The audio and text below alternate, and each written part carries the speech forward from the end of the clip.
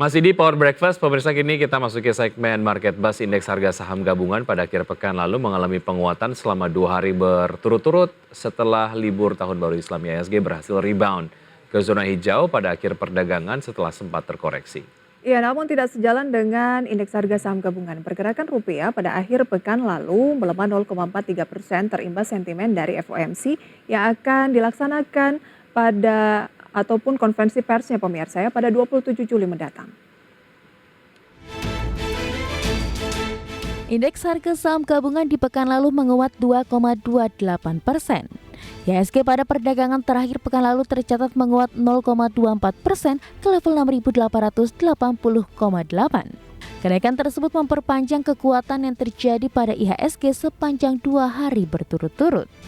Meski berhasil menguat, tetapi IHSG masih bertahan di level psikologis 6.800 hingga akhir perdagangan pekan lalu. Sentimen global terutama dari China dan Amerika Serikat masih membayangi pergerakan IHSG. Indeks sektoral dengan penguatan terbesar adalah sektor transportasi yang naik 1,49%, sektor kesehatan naik 1,29%, dan sektor barang konsumen primer yang naik 1,01%.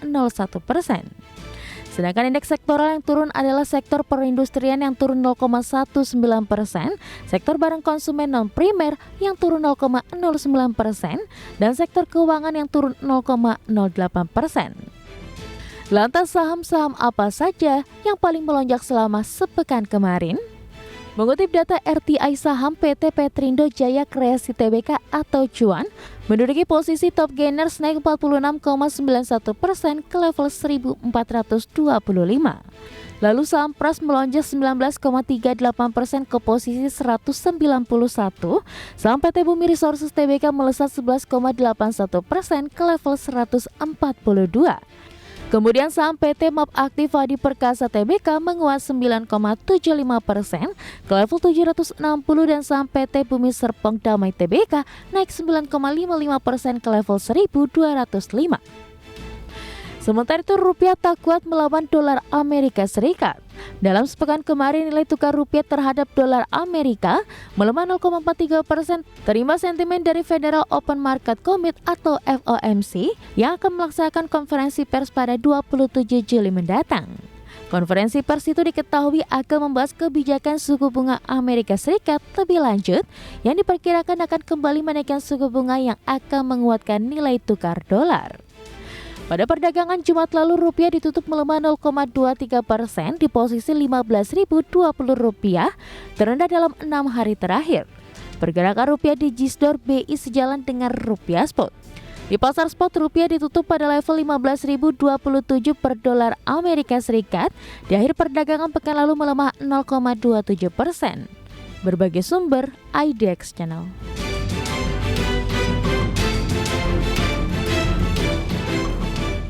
Itu dia review ya dari indeks harga saham gabungan sepekan kemarin di mana net buy asing juga sempat hampir mencapai 3 triliun rupiah. Oke, baik, kita ke market highlight. Pemirsa, diantaranya adalah marketing sales dari Pakuwon dengan kode saham PAWON. Ini turun target tetap 1,6 triliun di tahun 2023. Masih optimis meskipun agak turun ya. Ada grup Astra atau ACST kantongi 1,6 triliun rupiah kontrak baru semester 1 2023. Oke, dan berikutnya adalah ada agenda ekonomi pemirsa dari Asia, dari Singapura maksudnya. Ini ada IHK Inti Singapura di bulan Juni, secara month on month, year on year. Kemudian dari Malaysia ada IHK Malaysia di bulan Juni dan juga year on year. Oke, dan berikutnya adalah agenda emiten. Pemirsa, ada Bola CSMI Jati ini akan menggelar RUPS. Kemudian ada Lion atau Lion ya, pembayaran dividen tunai SIPD tanggal akhir perdagangan HMETD. Dan juga ada IPO pada pagi hari ini untuk emiten baru. Nanti akan kita hadirkan pemirsa. Tapi pada pagi hari ini kita lihat untuk update dari Bursa Asia. Ada Nikkei dari Jepang naik 1,37%, Straits Times Singapura turun 0,3%, Kospi naik 0,37%, Hang Seng Hong Kong naik 0,78%. Baik, nampaknya bursa-bursa utama di Asia dibuka mix pagi hari ini ya. Dan kita akan berbincang pada pagi hari ini, pemirsa, bersama dengan Wawan Hendrayana, Vice President Infovesta. Pak Wawan, selamat pagi. Selamat pagi. Baik, Terima kasih banyak untuk waktunya pada pagi hari ini ya. Pak Wawan, langsung saja. Indeks harga saham gabungan pekan lalu kan menguat, net buy asing mencapai hampir 3 triliun rupiah. Sentimen yang perlu dicermati untuk pekan ini dan tren indeks harga saham gabungan akan melanjutkan penguatan atau kira-kira bagaimana? Ya, kalau dari sisi tren sih kita melihat sudah langsung mengarah ke bullish ya, karena ada dua faktor.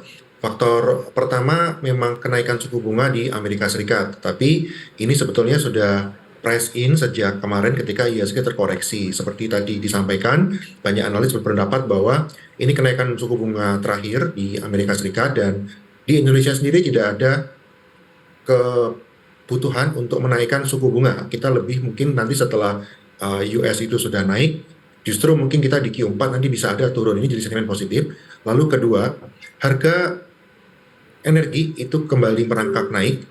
Ini karena salah satunya memang musim panas yang luar biasa tinggi sehingga butuh energi untuk pendingin. Dan kedua, ada eskalasi terutama di Rusia Ukraina terkait harga pangan. Dua faktor ini mendorong harga energi naik, ini bisa mendorong juga IHSG untuk terus positif. Oke, untuk saham-saham berbasis konsumsi lah untuk produsen pangan yang berbasis gandum lah, ketika kemudian Rusia menghentikan arus distribusi untuk biji-bijian begitu di Black Sea ataupun Laut Hitam. Sejauh mana ini kemudian akan juga mempengaruhi saham-saham berbasis industri makanan, Pak Wawan?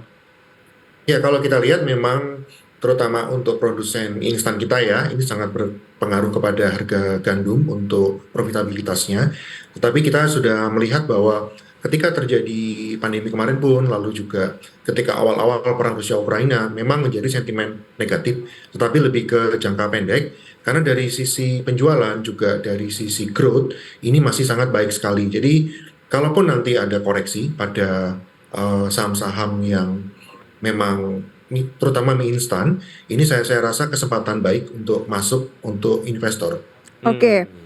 Berarti sentimen utamanya adalah seputar konferensi pers dari The Fed atau Bank Sentral Amerika Serikat, pertemuannya 25 sampai 26, mungkin 27 Juli ya baru kita ketahui di Indonesia. Kemudian ada suku bunga Bank Indonesia pada hari Kamis diperkirakan masih akan tetap ya, Pak Wawan?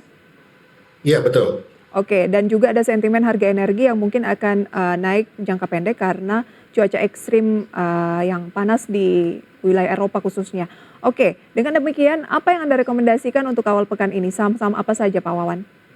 Ya, di samping dua faktor tadi dari luar ya, kalau itu dari dalam negeri sendiri kita sedang menanti untuk rilis laporan keuangan untuk Q2 atau semester 1 2023, di mana investor tetap expect bahwa akan terjadi terus pertumbuhan yang sudah berlangsung sejak ekonomi kita dibuka kembali pasca pandemi. Jadi selain faktor-faktor luar negeri, faktor-faktor laporan keuangan ini juga bisa mendorong beberapa emiten untuk menguat. Sektor keuangan tetap menjadi primadona, lalu juga tadi ada sektor terkait pangan, lalu sektor telekomunikasi, dan juga dari sisi sektor consumer good lain selain makanan primer ya, seperti kertas, karena juga sekarang musim anak kembali sekolah, lalu juga harga kertas itu dunia naik. Emiten-emiten kertas saat ini sangat menjadi yang diharapkan naik signifikan pendapatannya. Baik, sekarang bicara spesifik mengenai saham-saham yang Anda rekomendasikan, Pak Wawan, silakan. Ada BBCA ya, kemudian ada INKP, ICBP, dan juga Telkom. Untuk keuangan menjadi faktor utama ketika terjadi pertumbuhan ekonomi kita yang targetnya 5% gitu, ini pasti sektor keuangan menjadi ujung tombak utama, dan BBCA adalah salah satu bank dengan kinerja paling baik saat ini dan paling defensif juga.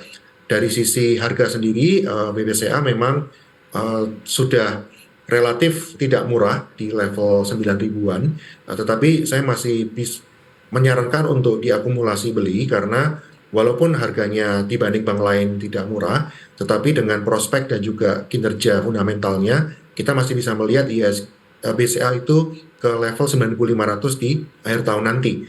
Kalau dari sektor consumer goods yang primer, tadi kita sarankan ICBP ya, itu salah satu yang sekarang sedang menikmati kenaikan laba yang cukup signifikan. Target untuk ICBP, INKP, dan Telkom, Pak Wawan? Ya, ICBP sendiri kita melihat ke level 11.800 sampai 12.000 Oke. di akhir tahun nanti. Untuk INKP itu harapannya menuju ke 10.000 mungkin untuk tahun ke depan.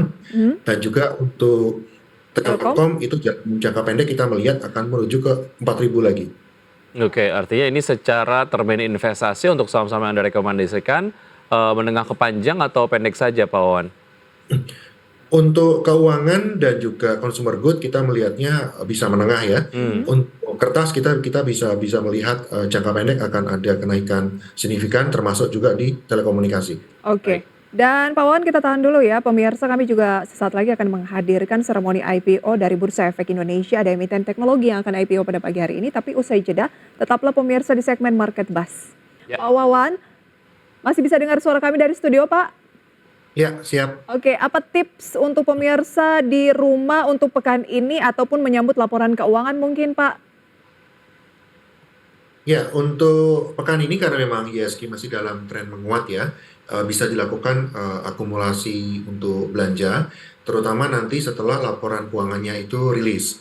Tapi untuk investor sendiri saya tetap mengingatkan untuk selalu melihat 3 hal ketika mau membeli saham, yaitu kondisi fundamental perusahaan itu sendiri, 2 adalah prospek bisnis, dan ketiga likuiditas. Karena saham itu pasti akan ada volatilitas naik dan turun. Oke, satu apa tadi Pak Wawan? Dari sisi fundamental, kita harus oke. perusahaan. Kemudian? Lalu kedua itu prospeknya ya. Oke. Saat ini meskipun prospeknya baik, fundamentalnya baik, kita tetap harus melihat ke depan akan ada tren apa. Kalau sekarang misalnya suku bunga mau turun, kira-kira apa yang akan diuntungkan. Dan Lalu likuiditas ya? Ya, dan ketiga itu likuiditas. Oke, kita update dulu ya data-data pembukaan perdagangan sesi 1 di mana datanya sebagai berikut. Ya, tadi sudah disampaikan terkait dengan pembukaan dari IHSG. Kita akan lihat saham-saham yang masuk ke dalam jajaran top gainers.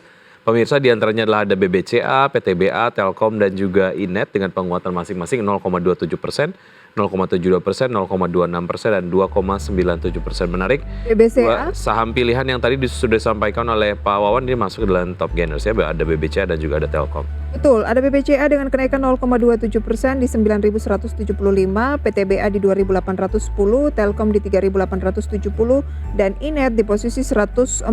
Pak Wawan, BCA dan Telkom ini masuknya di level berapa? Tadi kan baru ngomongin targetnya ya Pak Wawan, dan juga losers bisa Anda saksikan di layar pemirsa. Ya, sebetulnya saya sarankan tetap akumulasi ya. Level sekarang pun bisa untuk masuk, tetapi kita bisa menunggu kalau terjadi koreksi mungkin, terutama BCA. Kalau bisa di bawah 9.100 ya sangat menarik sekali untuk bisa masuk. Untuk Telkom sendiri sebetulnya kalau kita bicara tentang seminggu terakhir sudah relatif cukup murah untuk level saat ini, bisa dilakukan akumulasi beli. Oke, berikut top losersnya pemirsa ya. Ada BBNI yang melemah 0,28% di 9.025. Kemudian ada BTPS pemirsa yang melemah 2,65% di posisi 2.200. Kemudian pemirsa kami sampaikan ada BBTN juga pada pagi hari ini turun 1,47% di 1.340. Dan juga pemirsa ada VKTR ya yang melemah 0,75% di 132 atau seperti selengkapnya di layar televisi Anda. Oke, untuk BBCA tadi sudah disampaikan mungkin ini secara harga beberapa investor melihat harganya kemahalan. Tapi kalau sektor berbasis perbankan lain yang mungkin bisa masuk dengan harga yang cukup murah, Pak Wawan singkat saja. Mungkin BBNI yang lagi top losers? Ya, lagi terdiskon. Ya, tentu saja kita kembali ke 3 hal tadi ya.